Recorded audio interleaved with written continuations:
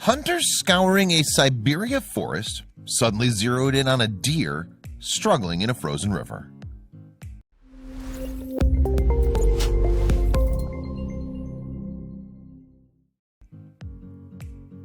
Siberia lies in winter's grip, snow carpeting the land, the river's frozen, and here a lonesome red deer moves through the cold, looking for something to eat. But suddenly the ground beneath it gives way, plunging it through the ice into the freezing river. Somewhat unexpectedly, the animal now faces a fight for its life, trapped and floundering in the deadly water. What's more, in this forlorn landscape, even more danger looms. Yes, because the deer's desperate calls have alerted hunters to its location, and now they appear out of the gray. Fortunately for them, it seems that they'll have the simple task of finishing off the beast and cooking up a banquet. And as the chill enters its body, it cannot be long before the deer perishes in nature's deep freeze. But as the men come closer, they realize they still face a problem. For moving the deer out of the river will be a tough challenge. Indeed, ice surrounds it, and it's some way from land. Nevertheless, one of them starts up his chainsaw and begins cutting the ice. Perhaps the machine will even come in handy later for divvying up the corpse. Meanwhile, another uses a lance or torch to melt the path. Now, the events described were partially recorded on a YouTube video uploaded in November 2018. But what happens next is far from what anyone could have imagined. And as millions of people came across it all over the internet, they became entranced by this life and death struggle. On that note, let's learn more about the wilderness where this intriguing scene emerged. So, Siberia is an enormous region of Russia, comprising most of the east of the country. But although it has more than 3/4 of the nation's landmass, it's home to only 1/4 of the entire population. Indeed, that's around 36 million people, meaning there are only 8 people per square mile. In short, Siberia is largely empty. Yes, and most of it's covered in boreal forest, known in Russia itself as the taiga, and this becomes a huge area of coniferous trees, mostly larch, as one goes east. In the north, the forest gives way to the icy tundra, but in the south, where most people live, the weather is good enough for agriculture. Now, although the climate differs across the region, one thing's for sure. In Siberia, the winters are tough. Even in the warmer south, the cold grips for months, and the area includes some of the coldest towns in the world. For example, temperatures in Verkhoyansk and Oymyakon make them the northern hemisphere's chilliest spots, with lows around the -90°F mark. Furthermore, life can be brutally hard in these chilly climes. You see, the city of Yakutsk enjoys winter highs of -40°F, which makes life outside of the shelter almost unbearable. Indeed, one visitor told the independent newspaper that just 13 minutes outdoors left them in severe pain. Furthermore, it's so bad that grave diggers have to warm the ground for several days before any burial takes place. In spite of all this, though, 200,000 people still live there. And it's not all bad. For tourists who love outdoor pursuits, it's a mecca, with plenty of space for hiking and enjoying snow sports. Furthermore, for those who like to take it slower, there's plenty of beautiful scenery, lit by long twilights. Moreover, there's the further satisfaction of knowing you're visiting one of the most unspoiled landscapes in the world. What's more, it's not all life in the deep freezer. For example, summers are warm in the south, if short, and in any case, many Siberians enjoy the outdoors in winter. In fact, they even advertise their icy lakesides with women in bikinis and the slogan, "Our beaches may not have much sand, but they're certainly white." Interestingly, one region with plenty to do for visitors is Buryatia, where the YouTube video of the deer was shot. In the east of Siberia, it contains the eastern shore of Lake Baikal, and the land is mountainous, with a number of rivers crisscrossing the terrain. As you might expect, much of the area is covered with taiga. To add to that, it's a relatively dry region, getting no more than 20 inches of rain a year. And unsurprisingly, Buryatia has typically hard Siberian winters. However, one group of people well adapted to the changing of the season was the Buryats, the area's indigenous people. For they once wandered around what is now Buryatia as nomads, existing in felt tents and herding. But now they live in houses of wood. Nowadays, Buryats partake in agriculture, but are greatly outnumbered by Slavic Russians, who colonized from the mid-17th century. Indeed, the Slavs sought furs and gold, and the region remains a center for mining. In addition, hunting and fur production are common in Buryatia. As we'll find out though, despite living in an isolated area, people's beliefs have changed over the years. Indeed, many adopted Buddhism, and some Buryats still adhere to the religion. Meanwhile, the Western Buryats became Orthodox Christians.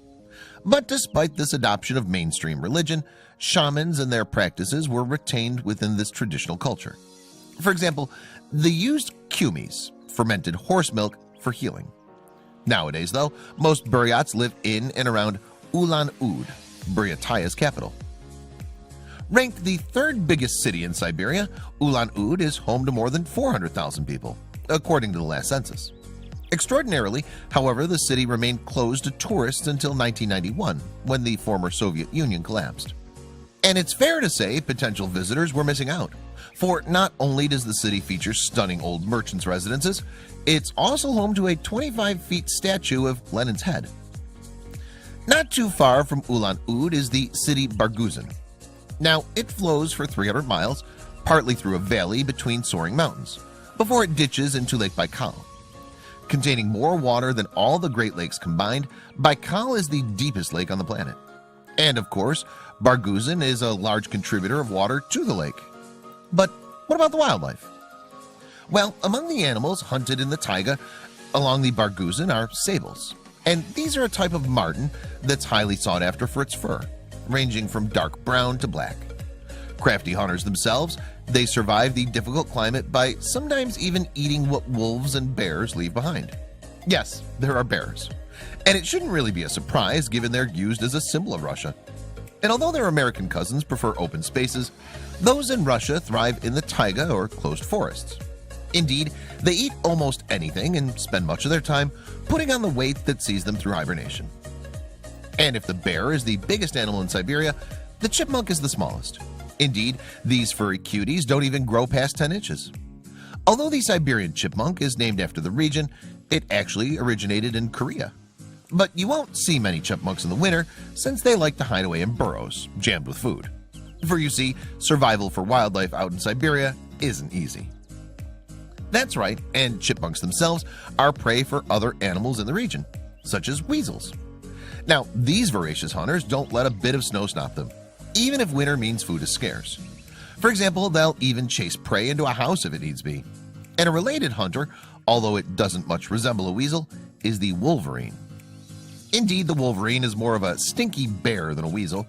Although they like to scavenge, they can take on prey that's much bigger than they are. And frozen food holds no fear for these ferocious animals. Their teeth are made to slice through even if it's solid. Furthermore, among the animals they'll track are deer. Now, despite the threat of predators, the red deer in Siberia is well adapted to the winter cold. In fact, its fur coat thickens come every fall. But it's still a fight to survive the treacherous conditions.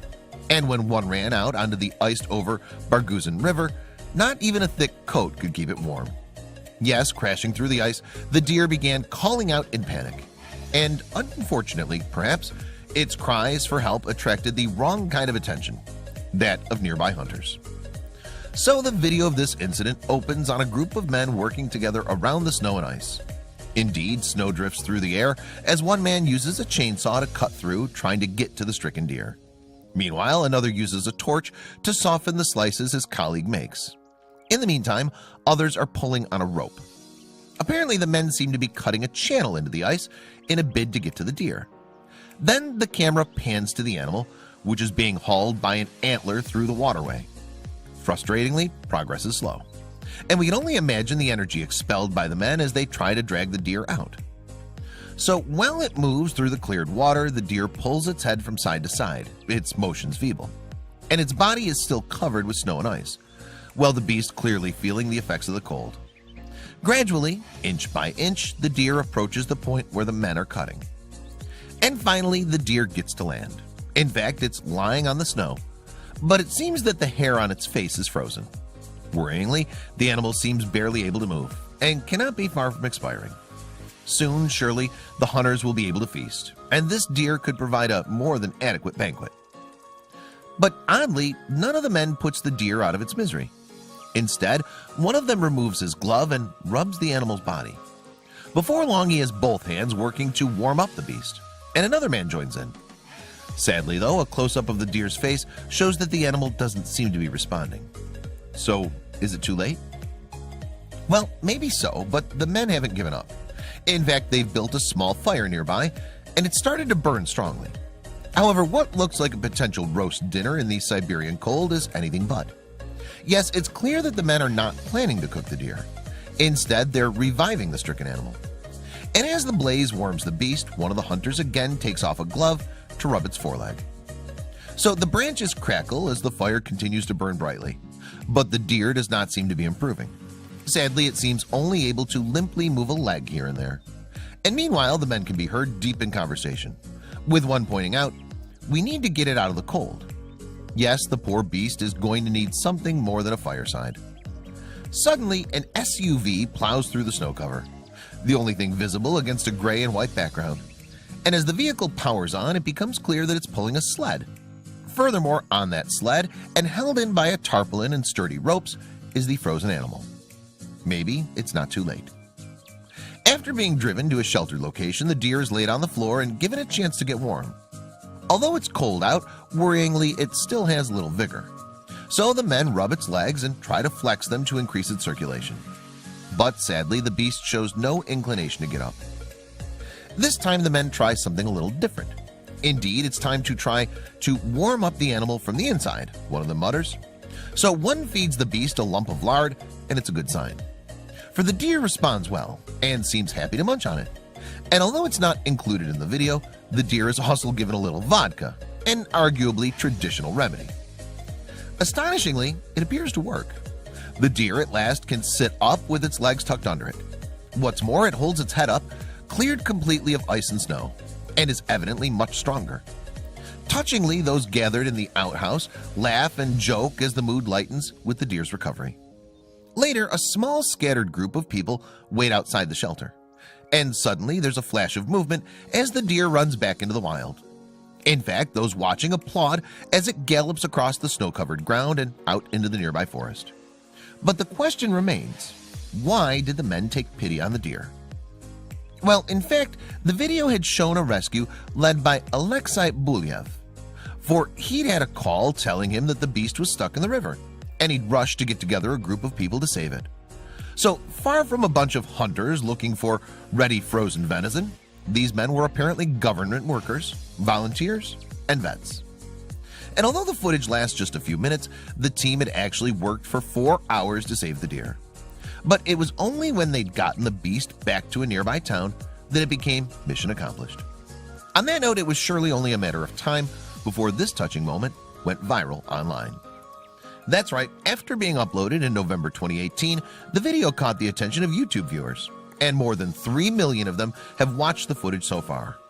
What's more, upwards of 22,000 people liked it, and in excess of 2,000 of those who saw it had something to say about the rescue. Demonstrating how a heartfelt story can bring countries together, the most popular comments came from the USA and Russia. For example, American commenter Dev De Silva wrote, "Respect from USA to these compassionate men."